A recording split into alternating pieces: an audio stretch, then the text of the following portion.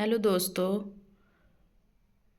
जैसा कि आप लोग का डीएलएड में पहला या प्रथम सेमेस्टर अभी शुरू हुआ है, तो आप लोग अभी अपने सिलेबस को देख लिए होंगे कि क्या क्या हमारे सिलेबस में है, कौन कौन से सब्जेक्ट हैं। ठीक है। तो आज मैं आपके फर्स्ट सेमेस्टर में शिक्षण अधिगम के सिद्धांत, ठीक है, इसको पढ़ाऊंगी। वैसे अगर कहूँ तो ये सब्जेक्ट बहुत ही इंटरेस्टिंग और बहुत ही मतलब मुझे पर्सनली बहुत अच्छा लगता है। आप लोगों को भी अगर पढ़ेंगे तो बहुत अच्छा लगेगा, समझने में समझेंगे तब। और इस पेपर में मैं 2023 के जितने प्रश्न आए हुए हैं वो आज आपको बताऊंगी, जो कि अति लघु उत्तरीय प्रश्न हैं, जो आपके 1 नंबर के प्रश्न होते हैं। ठीक है। तो आशा है कि आप लोग अपने सिलेबस को बहुत अच्छे से समझ चुके होंगे, देख लिया होगा आपने। आप लोगों की क्लासेस भी शुरू हो गई हैं, आप लोग पढ़ रहे होंगे। अभी वैसे आपके एग्ज़ाम में देरी है, क्योंकि सेकंड सेमेस्टर और फोर्थ सेमेस्टर के अभी एग्ज़ाम पोस्टपोन हो गए हैं, तो आपके अभी एग्ज़ाम में देरी हो सकती है। हाँ, टीचिंग वगैरह आपकी अभी कुछ दिन बाद लगेगी, जिसमें आपको टीचिंग करना होगा प्राथमिक विद्यालय में जा कर के, जिसमें आपको अपनी एक डायरी जो बनानी होगी, जो टीचर डायरी होती है, जो दिन रोज़ आप जो स्कूल में जाते हैं पढ़ाने, क्या पढ़ाया, कैसे पढ़ाया, किस क्लास में पढ़ाया, वो सारा उसमें लिखते हैं और एक फ़ाइल बनती है।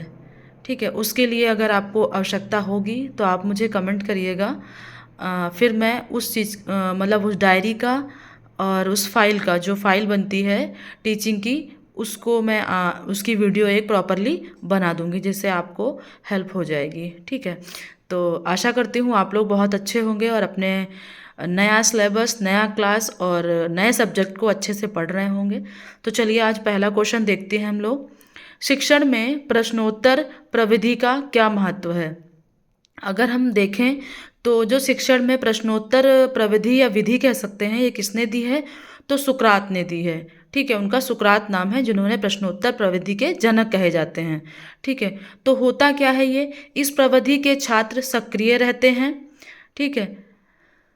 ज्ञान प्राप्त करने हेतु उत्सुक रहते हैं तथा पाठ का विकास करने में सहायता मिलती है। इस कारण शिक्षण में प्रश्नोत्तर प्रविधि महत्वपूर्ण है। कह सकते हैं क्यों होते हैं शिक्षक जो होते हैं सक्रिय होते हैं? क्योंकि जब एक शिक्षक छात्रों को पढ़ाता है कक्षा में या पढ़ाती है, तो प्रश्नोत्तर विधि क्या है कि आप बीच बीच में बच्चों से प्रश्न पूछते रहते हैं, जिससे मतलब जो पाठ पढ़ा रहे होते हैं उसके बारे में, उससे संबंधित आप प्रश्न पूछते रहते हैं छात्रों से, जिससे छात्र क्या होते हैं, सक्रिय रहते हैं, मतलब आपकी बात को सुनते रहते हैं।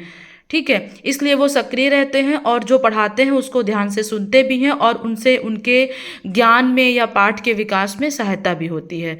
तो प्रश्नोत्तर प्रविधि क्या होती है कि शिक्षक द्वारा पाठ को पढ़ाते समय बीच बीच में प्रश्न पूछते रहना छात्रों से, वो हमारी प्रश्नोत्तर प्रविधि होती है। इसमें छात्र क्या होते हैं, सक्रिय रहते हैं और उनके ज्ञान में वृद्धि होती है। ठीक है। दिया किसने है?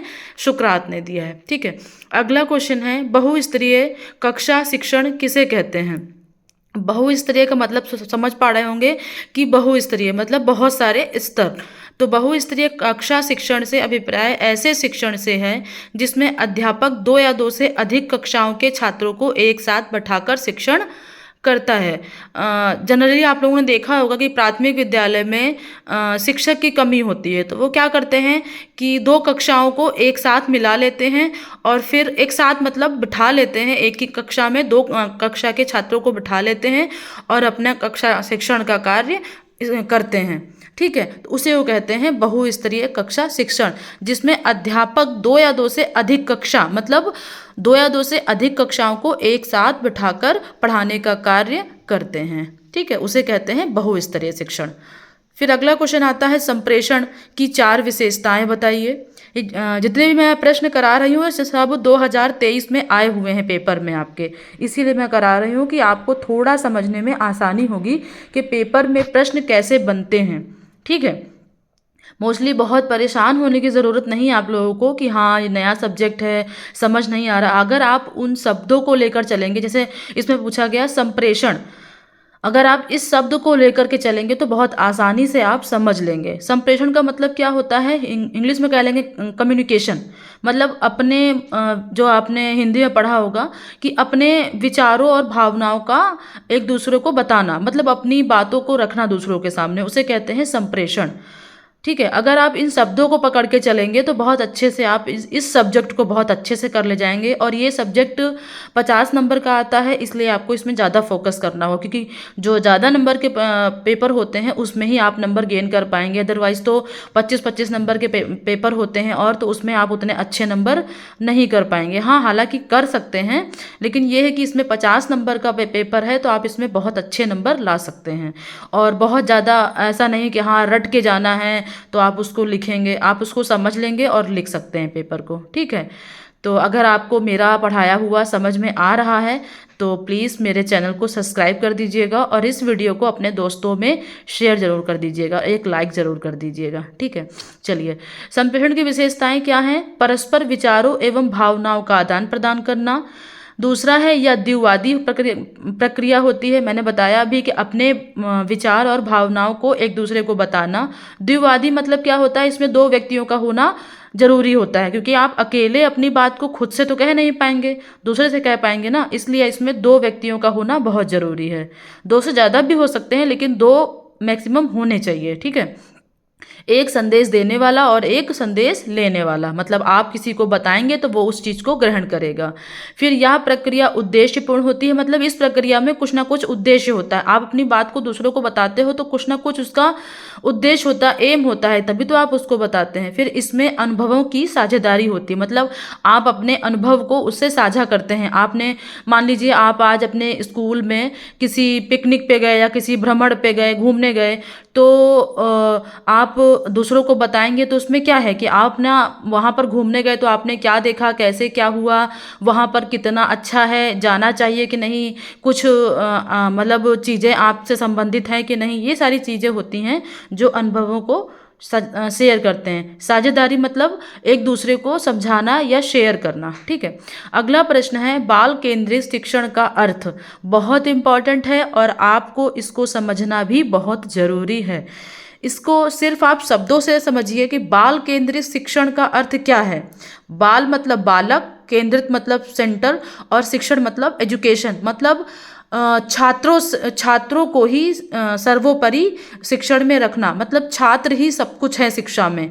छात्र का जो शिक्षण है वो नहीं सही से हो पा रहा है तो आपका शिक्षण सही नहीं है। मतलब बाल केंद्रित शिक्षण, बालक को ही शिक्षण में उचित रूप या उचित महत्वपूर्ण कह पाना, मतलब वही सब कुछ है शिक्षण में, उसे ही बाल केंद्रित शिक्षा कहते हैं। तो बाल केंद्रित शिक्षा में बालक को केंद्र बिंदु रख कर शिक्षा दी जाती है, उसे हम बाल केंद्रित शिक्षण कहते हैं। ठीक है, सिंपल सा है कि बालक को ही सब कुछ मानना शिक्षण में, ना कि आप पाठ्यक्रम को मानेंगे, कक्षा को मानेंगे, स्कूल को मानेंगे, शिक्षक को मानेंगे, ये सब नहीं, सिर्फ आप बालक को मानेंगे। आगे आप अगर पढ़ेंगे, सीटेट का पेपर देंगे तो आपको ये बहुत ज़रूरी जानना है, क्योंकि उसमें पेडागोजी आती है जिसमें आपको समझना होगा कि ये सारी चीज़ें जो होती हैं मतलब कैसे आप उन प्रश्नों पेडागोजी में कर पाएंगे, उससे संबंधित है, आपको इसको समझना होगा। आगे मैं सीटेट और टेट की भी क्लासेस करवाऊंगी, अभी मैं स्टार्ट की हूँ तो धीरे धीरे सारी चीज़ें अरेंज हो पाएंगी। अगर आपको अच्छा लग रहा होगा तो आप बताइएगा, फिर मैं आगे भी अपने इस पढ़ाई को या वीडियोस को बढ़ाऊंगी। ठीक है, फिर आता है अगला प्रश्न, शिक्षण सामग्री का वर्गीकरण कितने भागों में किया गया है। शिक्षण सामग्री का मतलब क्या होता है कि जब आप शिक्षण करते हैं, मतलब पढ़ाते हैं बच्चों को, तो आप क्या क्या चीज़ों को कैसे कैसे प्रयोग करते हैं। जब आप पढ़ाने जाएंगे टीचिंग में, अपने स्कूल में जब आपकी टीचिंग लगेगी 1 मंथ की, तो आप जाएंगे पढ़ाने, तो वहाँ पर आप कुछ ना कुछ टीचिंग सामग्री मतलब मटेरियल, टीचिंग मटेरियल बना कर ले जाएंगे, वो होता है सामग्री। तो मतलब कितने प्रकार की होती हैं? 3 प्रकार की होती हैं, श्रव्य साधन, दृश्य साधन और श्रव्य दृश्य साधन। इसको मैं समझा देती हूँ आपको डीपली में कि श्रव्य मतलब क्या होता है। ऐसे सामग्री या साधन जो बच्चों को सिर्फ सुनकर प्रयोग करवा सकें आप, मतलब बच्चे उससे सुनकर कुछ सीख सकें। जैसे मान लीजिए कोई ऑडियो है, ठीक है, कोई ऑडियो है आपने रिकॉर्ड कर ली, या कुछ ऐसा है पोयम है तो आपने रिकॉर्ड कर ली और बच्चे को सुना दिया जा करके, तो वो क्या है कि बच्चों को पढ़ने में और सुनने में भी मनोरंजन होता है और बच्चे बहुत ध्यान से सुनते हैं उसको। जितना आप बोलेंगे उतना ध्यान से नहीं सुनेंगे, लेकिन कोई अच्छी सी वीडियो या कह सकते हैं कि कोई ऑडियो होगा, उसको आप लेकर जाएंगे बच्चों के सामने, तो बच्चे बहुत अच्छे से उसको सुनेंगे और समझेंगे। ठीक है। श्रव्य मतलब होता है सुनना, तो सुनकर बच्चों को जो शिक्षा प्राप्त होती है उसे हम श्रव्य साधन कहते हैं। और दृश्य मतलब जो दिखाई दे, मतलब मान लीजिए आप कोई चार्ट बना के ले गए, कोई मॉडल बना के ले गए थर्माकोल का, या कोई चार्ट पे बहुत अच्छी सी कुछ डिज़ाइन बनाकर ले गए। मान लीजिए कि आपने क्या किया कि छोटा बड़ा सिखाना है बच्चों को, तो आपने उसको डिज़ाइन के थ्रू या बहुत बड़ा अलग अलग प्रकार से फूल के थ्रू बना के ले गए, बहुत बड़ा बड़ा, और लगा दिया आपने ब्लैक बोर्ड के पास में, तो अब बच्चे उसको देखेंगे बार बार कि मैम ने ये क्या बनाया है, और उसको सीखेंगे। एक दो जितनी बार कक्षा में जाएंगे उतनी बार उनकी नज़र उस पर जाएगी और वो कुछ ना कुछ उससे सीखेंगे। फिर श्रव्य और दृश्य दोनों चीज़ें आ जाती हैं उसमें, देखने में और सुनने में भी। ठीक है। जैसे वीडियो हो गया तो वीडियो में आवाज़ भी होती है और दिखाई भी देता है। ठीक है। ये सारी चीज़ें हो गई, जैसे कुछ एनिमेशन वगैरह हो गए, वो चीज़ें होती हैं। ठीक है। तो ये 3 प्रकार की सामग्री होती हैं, श्रव्य, दृश्य और श्रव्य दृश्य साधन। श्रव्य सुनना, दृश्य दिखाई देना, और श्रव्य दृश्य दिखाई सुनना, दोनों साधन। ठीक है। फिर अगला प्रश्न है, पुनर्बलन को परिभाषित कीजिए। बहुत इंपॉर्टेंट प्रश्न है और आपको इसको समझना भी जरूरी होगा, इसलिए मैंने ये सब्जेक्ट पहले उठाया है कि आपको, मुझे मतलब मैंने भी बताया आपको स्टार्टिंग में कि मुझे पर्सनली ये सब्जेक्ट इतना अच्छा लगता है कि मतलब ऐसा लगता है कि हाँ इसको पढ़ते रहें, क्योंकि ये सारी चीज़ें, आप एक शिक्षक बनने जा रहे हैं तो आपको इन चीज़ों की जानकारी होनी चाहिए कि आपको पढ़ाते समय कैसे बच्चों को डील करना है, बच्चों से कैसे बात करनी है, कैसे बच्चों को समझाना है, सारी चीज़ें इस सब्जेक्ट में आपको मिलेगा। तो पुनर्बलन मतलब होता है रीइंफोर्समेंट, इंग्लिश में कह लेंगे। तो पढ़ते हैं, पुनर्बलन सीखने की एक आवश्यक स्थिति है। पुनर्बलन में उन उद्दीपनों का प्रयोग करते हैं जिनके प्रस्तुतिकरण से या हटाने से किसी अनुक्रिया के होने की संभावना बढ़ जाती है। सिंपल शब्दों में अगर हम समझेंगे पुनर्बलन क्या होता है, बच्चों को रीइंफोर्स मतलब किसी चीज़ के लिए बढ़ाना।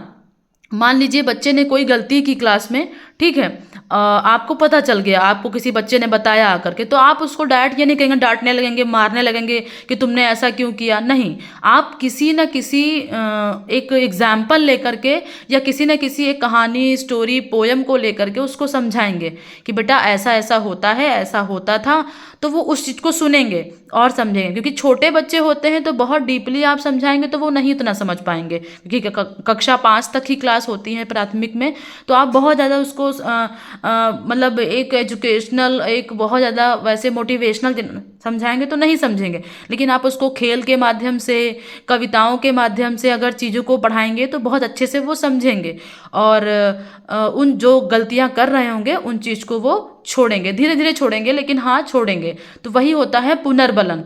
आप उसको मतलब ये कई प्रकार के भी होते हैं, 2 प्रकार के भी होते हैं, धनात्मक और ऋणात्मक। आगे पढ़ेंगे आप कितने प्रकार के होते हैं। धनात्मक मतलब आप उसको धनात्मक मतलब एक प्लस पॉइंट के रूप में समझाएंगे, ऋणात्मक मतलब रूडली बहुत प्रकार समझाएंगे। तो ऐसा नहीं है कि आप बच्चों को डायरेक्ट मारने लगेंगे, पीटने लगेंगे या उनकी शिकायत उनके माता पिता तक कर देंगे, ऐसा नहीं। पहले आप उनको समझाएंगे बच्चों को, उसके बाद आप दूसरी प्रक्रिया पे जाएंगे। वैसे तो सारी चीज़ें शिक्षक को ही एक अच्छे से समझाना चाहिए बच्चों को। आप उनको अगर खेल के माध्यम से, जैसे कक्षा में भी है, कई बार क्या होता है प्राथमिक विद्यालय में, मतलब ग्रामीण इलाकों में होते हैं, तो बच्चे ग्रामीण इलाके के आते हैं प्राथमिक विद्यालय में, ठीक है। शहरी इलाकों में भी होते हैं, लेकिन उतना ज़्यादा माता पिता ध्यान नहीं देते हैं बच्चों को लिए। तो वो चीज़ शिक्षक को ही समझनी होगी और समझानी होगी बच्चों को कि किस प्रकार से आप विद्यालय में क्या करना चाहिए। तो वही होता है पुनर्बलन, कि बच्चों को हम सीखने सिखाने के लिए किन किन गतिविधियों या प्रक्रियाओं का प्रयोग कर सकते हैं जिससे बच्चे बहुत अच्छे से और गलत चीज़ों को हटा करके सीख सकें। वही चीज़ें हैं, कहा गया है कि पुनर्बलन में उन उद्दीपनों का प्रयोग करते हैं जिनके प्रस्तुतिकरण से या हटाने से किसी अनुक्रिया के होने की संभावना बढ़ जाती है। मतलब आप अगर अगर उसके प्रस्तुतिकरण को हटा देंगे या अनुक्रिया को हटा देंगे तो उसकी संभावना बढ़ जाएगी।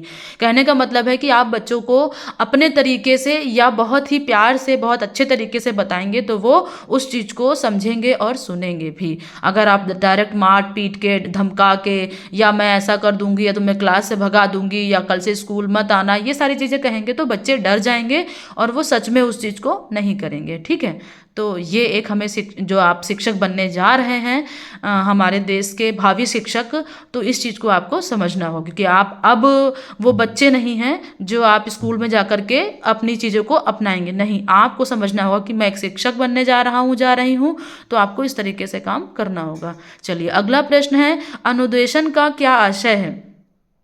अनुदेशन शिक्षण की ऐसी विधि है जिसमें सिखाने वाला सीखने वाले को तथ्यों का ज्ञान सीधे कराता है और सीखने वाले उसे बिना तर्क के स्वीकार करते हैं। इसमें सिखाने वाला अधिक क्रियाशील रहता है और सीखने वाले कम क्रियाशील। कहने का मतलब है, अनुदेशन क्या है? एक कह सकते हैं निर्देशन, मतलब शिक्षक ने जो कह दिया वही होगा, उसके अलावा कुछ नहीं। तो ये बहुत इम्पॉर्टेंट नहीं है हमारे शिक्षा के लिए, क्योंकि मैंने अभी बताया कि शिक्षा आज के टाइम पे क्या हो गई है, बाल केंद्रित हो गई है। मतलब जो बालक है, जो बालक के विकास के लिए उपयुक्त है, जो बालक के शिक्षण के लिए उपयुक्त है, वही चीज़ें बहुत ही महत्वपूर्ण मानी गई हैं, बाकी कोई चीज़ें इतनी महत्वपूर्ण नहीं मानी गई। इसलिए अनुदेशन में क्या होता है कि जो तथ्य सिखाने वाला, मतलब शिक्षक जो कह देता है, जो सिखा देता है, वही बच्चे ग्रहण कर लेते हैं और बच्चे इसमें क्रियाशील कम रहते हैं, मतलब वो उतनी शिक्षण को ध्यान से नहीं सुनते हैं और नहीं पढ़ते हैं, तो उसे हम अनुदेशन कहते हैं। ठीक है,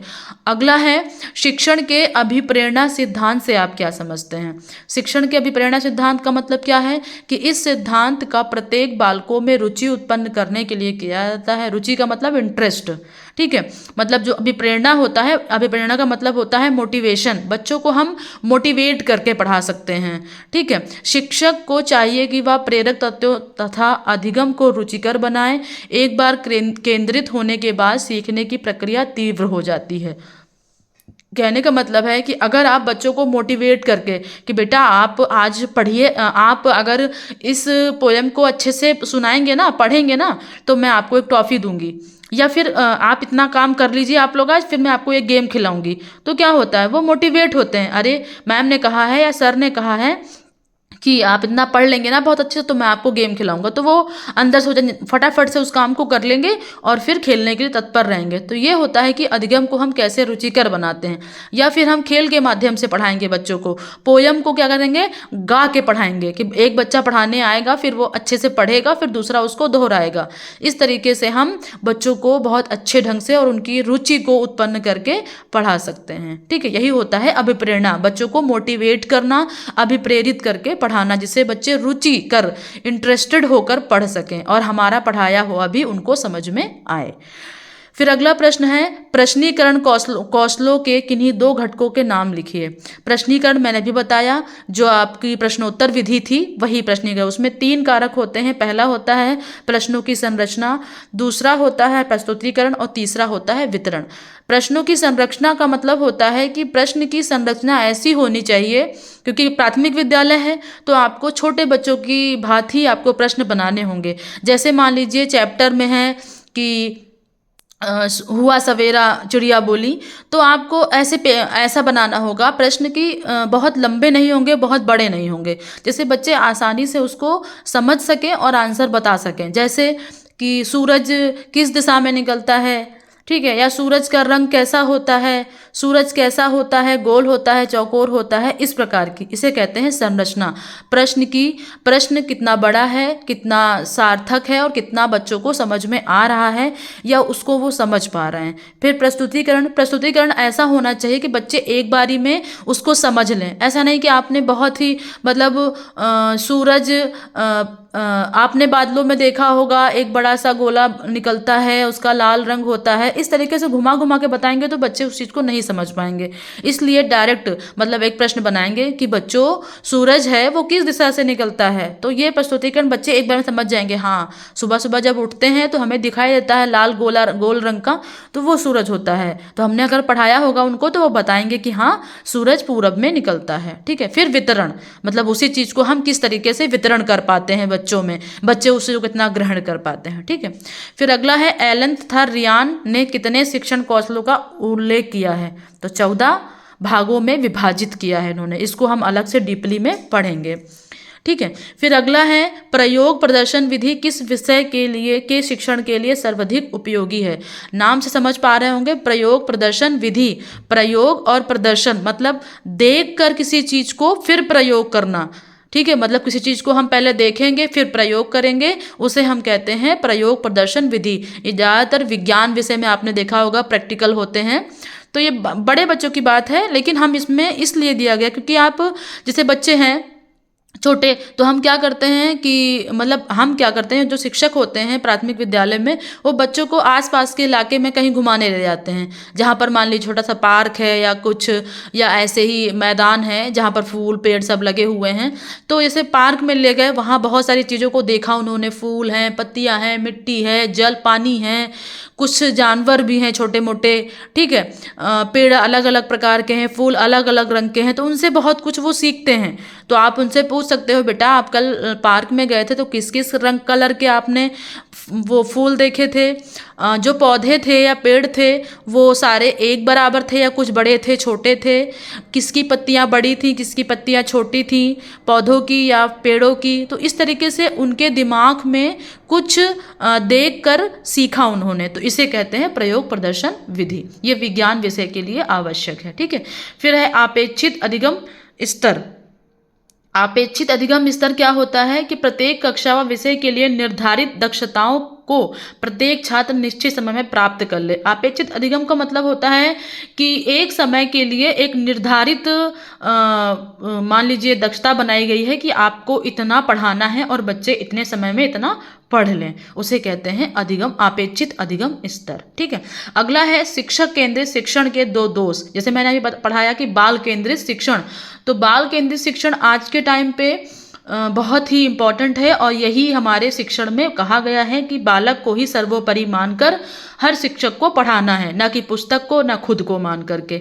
तो शिक्षक जो होते हैं उनको केंद्रीय शिक्षण के कौन कौन से दोष हैं। अगर मान लो ये कि शिक्षक अपने को सर्वोपरि मानकर पढ़ाता है कि जो मुझे आता है वही मैं पढ़ा देती हूँ या पढ़ा देता हूँ तो बच्चे उसको पढ़ लेंगे, ऐसा करने से कौन कौन से दोष होते हैं। तो छात्र निष्क्रिय भाव सीखते हैं। मान लीजिए आपने पढ़ा दिया फटाफट से, बच्चों ने समझा ही नहीं सुना ही नहीं और बस हो गया, तो बच्चे इसमें निष्क्रिय हो गए, उन्होंने कुछ समझा ही नहीं। फिर है कि शिक्षकों का निर्देश एवं निर्णय सर्वोपरि होता है, तो जो शिक्षक कहेंगे वही होगा, वही काम करेंगे बच्चे, तो ये गलत हो जाएगा। इससे ना छात्र कुछ सीख पाएंगे और ना पढ़ पाएंगे और शिक्षा से वंचित रहेंगे। इसलिए शिक्षण केंद्रित शिक्षक के 2 दोष होते हैं, जिसमें छात्र निष्क्रिय रहते हैं और दिशा निर्देश सर्वोपरि होता है शिक्षकों का, ना कि बालकों का। ठीक है, तो ये हमारा आज का शिक्षण अधिगम में 2023 के अति लघु प्रश्न मैंने कराए हैं, जो आशा करती हूँ कि आप लोग को समझ में आए होंगे। ठीक है, तो आप मेरे चैनल को सब्सक्राइब जरूर कर लीजिएगा। आगे आने वाले वीडियोस आपके लिए बहुत इंपॉर्टेंट होंगे और आपको उससे लाभ भी होगा आपके डीएलएड में फर्स्ट सेमेस्टर में। मैं फर्स्ट सेमेस्टर और सेकंड सेमेस्टर अभी करा रही हूँ, ज़्यादा नहीं करा रही हूँ क्योंकि इतना टाइम नहीं मिल पाता है, लेकिन हाँ कोशिश करती हूँ कि 2 दिन में 3 दिन में एक वीडियो डाल दूँ। ठीक है, तो आप कृपया करके ये वीडियो को अपने दोस्तों में शेयर ज़रूर कर दीजिएगा और एक लाइक तो कर ही दीजिएगा और मेरे चैनल को सब्सक्राइब कर लीजिएगा। धन्यवाद।